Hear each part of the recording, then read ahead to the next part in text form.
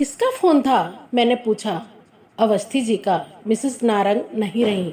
क्या? मेरी तो चीख ही निकल गई। चीखो मत, ये झल्लाए।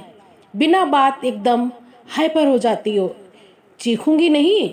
अभी शाम को ही तो हम दोनों मंडी से हफ्ते भर की सब्जी लेकर आई हैं। और अब वो वाली मिसेस नारंग नहीं, पहले वाली। इन्होंने खुलासा किया तो मेरी उखड़ी सांसें सम पर आ गई। मैंने कसैले स्वर में कहा, पहली वाली के मरने जीने से हमें क्या मतलब? ये अवस्थी जी कभी ना कभी ज़्यादा ही स्पेशल बनने लगते हैं। उनका कोई कसूर नहीं है। नारंग साहब ने उन्हें फ़ोन करके सूचना दी है और घर पर बुलाया है। साथ ही मेरे लिए भी कहा है कि शर्मा जी को भी लेते आए। मैं चलूं? मैंने डरते डरते पूछा। देख लो, उनकी मिसेज आ रही हो तो तुम भी चली चलना। हम लोग भी अपनी अपनी खाना खाकर उठ ही रहे थे। अपने पसंदीदा सीरियल्स इत्मीनान से देखने के लिए मैं आजकल इन्हें जल्दी खिला देती हूँ। यूँ तो टीवी डाइनिंग टेबल के सामने ही है, पर इन्हें खाना खाते समय टीवी देखना एकदम नापसंद है। कहते हैं तुम्हारा दिमाग और आंखें उसी में घुसी रहती हैं। ना ढंग से खाती हो, ना खिलाती हो।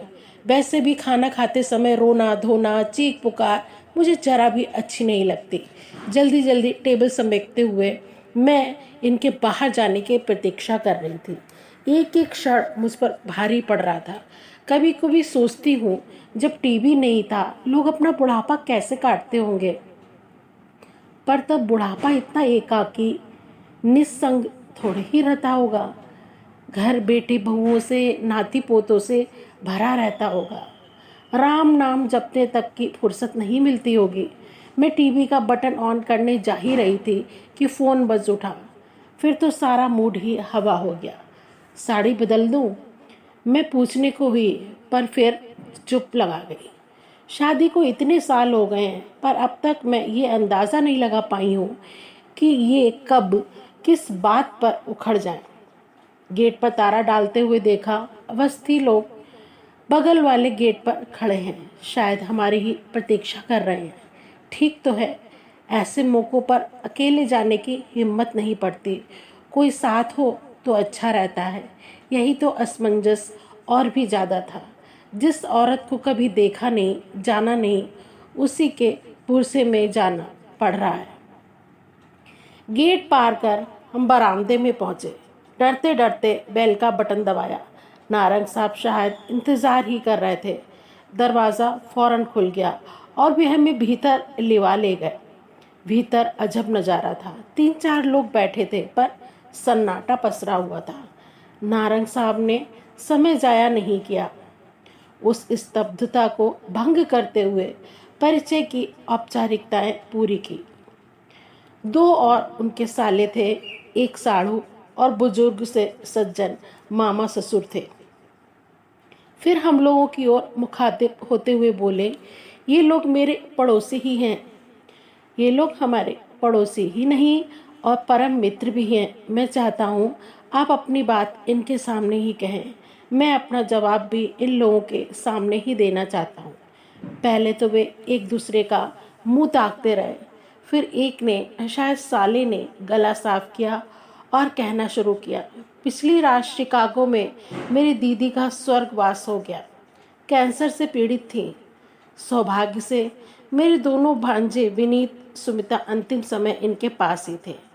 मृत्यु की सूचना देते हुए विनीत ने मुझे बताया कि दीदी की इच्छा थी कि उनकी अर्थी इसी घर से उठे, सुहागन के पूरे साज श्रृंगार के साथ उठे।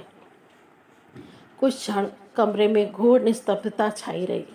फिर साढ़ू भाई ने कमान संभाली। हम लोग इसीलिए भाई साहब से रिक्वेस्ट करने आए हैं। आप लोगों के बीच जो कुछ हुआ वो अच्छा नहीं हुआ, हम मानते हैं, पर इस समय ये सब कुछ भुला देना ही श्रेयस्कर है। मरने वाले की इच्छा का मान रखना पड़ता है। फांसी की सज़ा पाने वाले से भी उसकी अंतिम इच्छा पूछी जाती है और वह पूरी की जाती है। इसलिए अगर दीदी की इच्छा थी कि उनकी विदाई इस घर से हो, तो आप एक बात भूल रहे हैं जनाब, नारंग साहब ने सूखे लहजे में कहा। इस घर से उनकी विदाई 16 साल पहले ही हो चुकी है और वह भी उनकी इच्छा का मान रखते हुए ही की गई थी। वह घर की विदाई थी, अब वे दुनिया से विदा हो रही हैं। दोनों बातों में फर्क है। फिर बच्चे चाहते हैं कि माँ का अंतिम इच्छा जरूर पूरी हो, साले साहब बोले। ये बात बच्चे मुझसे भी तो कह सकते थे। इतने सालों के अंतराल के बाद उनकी हिम्मत नहीं पड़ी होगी। हिम्मत कैसे पड़ेगी?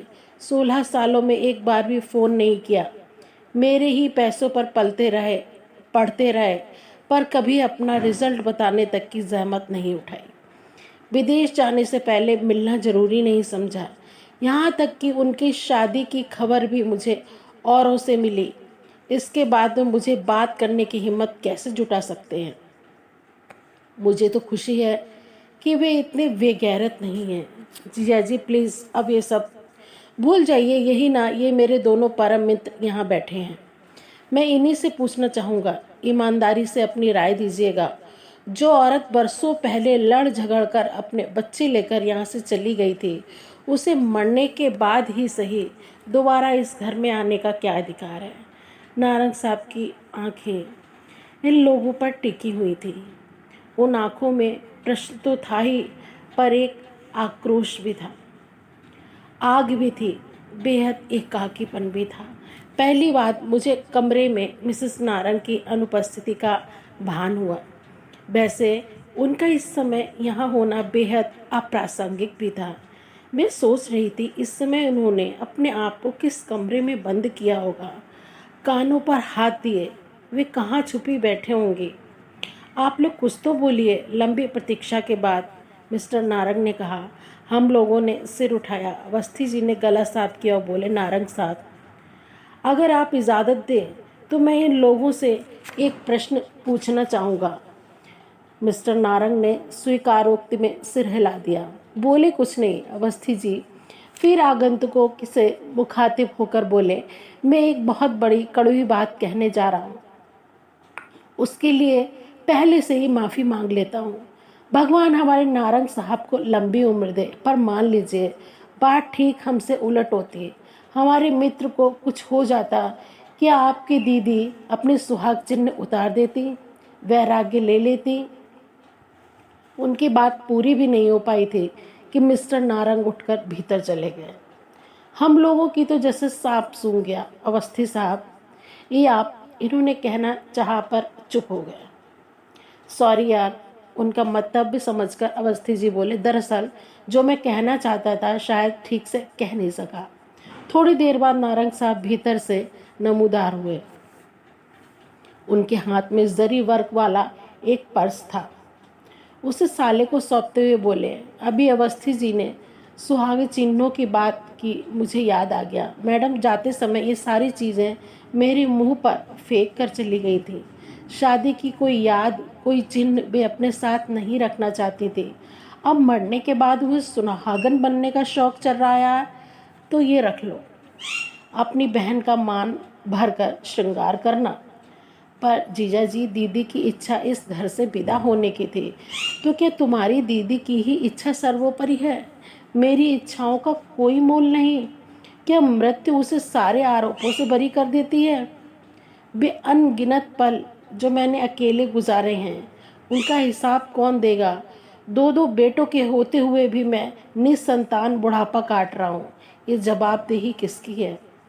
भाई लोग तो इस आक्रामक रवैये से खौफ खाकर चुप हो गए, पर मामा जी बोल पड़े, बेटा तुम्हारी तरह वह भी अकेली ही थी और अंत तक अकेली ही रही।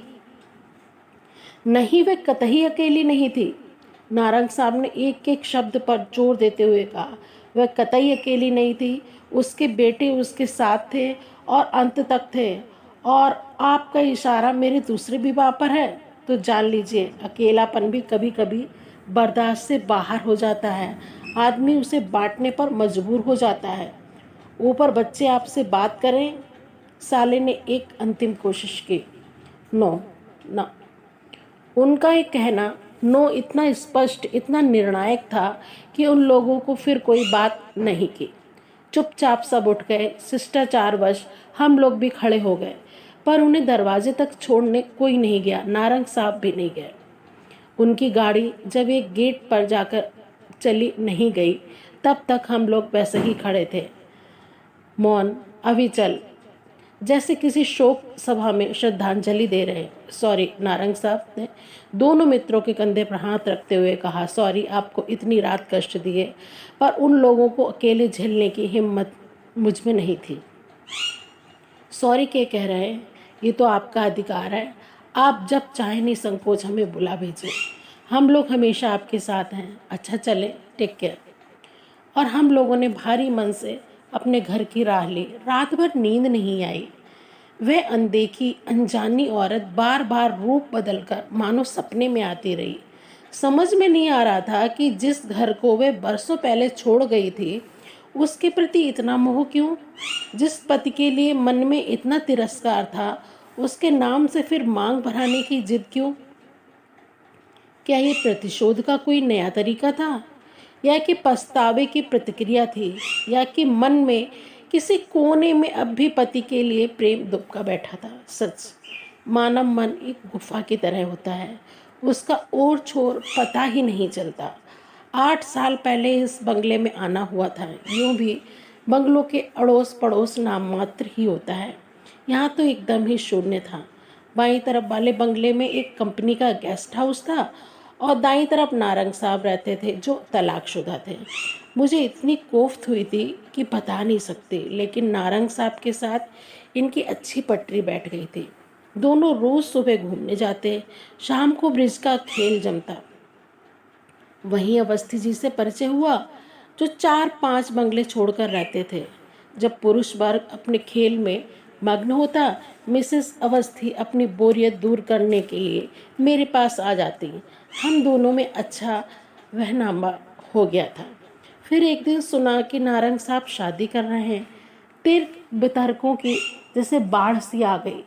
किसी ने कहा इसी औरत के कारण पहली वाली छोड़कर चली गई, लेकिन फिर 10 साल बर्बाद करने की क्या जरूरत थी, तलाक के बाद तुरंत शादी कर सकते थे। किसी ने कहा दिवंगत मित्र की पत्नी है, उसे सहारा देने के लिए कदम उठाया है। किसी ने कहा ऑफिस की सहकर्मी है। शादी के बाद एक छोटी सी पार्टी देकर नारंग साहब ने पत्नी को मित्रों रिश्तेदारों से विधिवत मिलवाया। तभी इन विवादों का अफवाहों का दौर शांत हुआ। नई वाली मिसेस नारंग मुझे देखते ही भाग गई। हम लोगों की खूब अच्छी ट्यूनिंग जम गई। उनकी कहानी वही थी जो आधुनिक भारत की 40% कन्याओं की होती है। पिता की अकाल मृत्यु, कोमल कंधों पर घर परिवार का भार, भाई बहनों की एक एक कर निपटते हुए अपने बारे में सोचने का समय ही नहीं मिला। जब सारी जिम्मेदारियों से फारिग हुई तो पता चला उम्र 45 हो गई। तब भाई बहनों ने पहल की, वीरों में नाम छपवाया, अखबारों में विज्ञापन दिया। जांच पड़ताल के बाद नारंग साहब का नाम फाइनल हुआ और वे मेरा पड़ोस गुलजार करने आ गए। ये सुख उन्हें जीवन में इतनी देर बाद मिला था कि इतने बरसों वाली पुरानी नौकरी उन्होंने एक झटके में एक साथ छोड़ दी। अपनी नई नवेली घर गृहस्थी में अब ऐसे रच बस गई हैं जैसे बरसों से बस यही करती आ रही हैं। आधी रात के बाद कहीं मुश्किल से आंख लग पाई थी कि घंटी बजी। पहले तो समझ नहीं आया कि दरवाजे की घंटी है या फ़ोन की। फिर पता चला इनके मोबाइल की रिंग है। अधमुधी पलकों से मैंने घड़ी देखी, सुबह के 5 बज रहे थे। तब तक वे फ़ोन रच चुके थे। किसका फ़ोन था? नारंग का। गेट पर खड़े हैं। उन्होंने उठते हुए कहा, ये चप्पल डालकर बाहर को चल पड़े तो गाउन पर शॉल डालकर मैं भी पीछे पीछे हो ली। रात करीब 11 बजे तो हम लोग उनके घर से लौटे थे।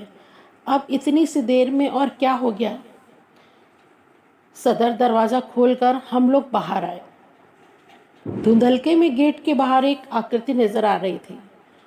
उनका फ़ोन आ गया था इसलिए निश्चिंत थे, नहीं तो एकदम गेट खोलने की हिम्मत नहीं पड़ती। सॉरी, आपको सुबह सुबह डिस्टर्ब कर रहा हूँ। नहीं नहीं, गेट मत खोलिए, मैं भीतर नहीं आऊँगा, बस ये चाबी देने आया हूँ। चाबी किस लिए? बच्चे माँ को लेकर आ रहे हैं, शायद 9-10 बजे तक यहाँ पहुँचेंगे। पर आपने तो कल मना कर दिया था ना? हाँ, पर अभी रात के बाद मुंबई से बच्चों का फ़ोन आया। बरसों बाद उनकी आवाज़ सुनी थी, बरसों बाद उन्होंने कुछ मांगा था, मना नहीं कर सका। क्षण भर की वे चुप हो गए।